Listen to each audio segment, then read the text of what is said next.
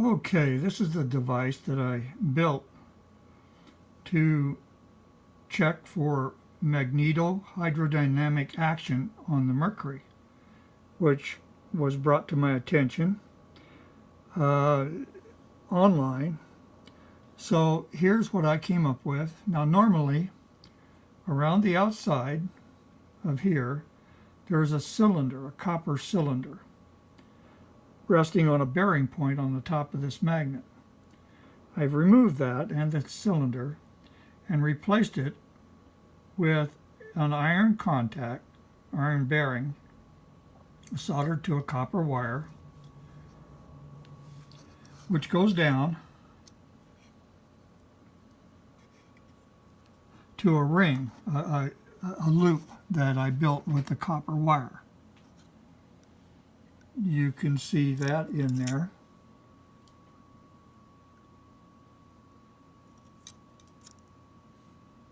You see the copper wire in there, which is not touching the bottom. You see that it is separate from the bottom. Let me get another view here.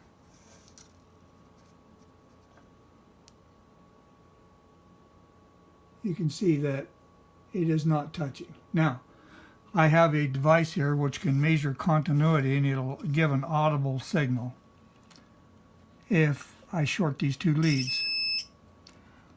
So now I'm going to check to see if my device has a short in it. And it does not. Now, if I take something and go down inside of there, something insulated and not metal, not ferrous, I can show that there's continuity as if there was mercury in here. That only happens if I load up the bottle with mercury. So the important thing here is that the current is going up from the plate at the bottom to the copper loop through the mercury, and the current is vertical. It is in line with the magnetic field, which is also vertical. So if you have vertical current and vertical field, then by the laws of motor action, there should be no motion. Yet, our tests show that there is. And I propose that that is a quantum effect due to the fact that there's no such thing as zero energy. That this motor demonstrates that there's at least quantum energy which can cause rotation.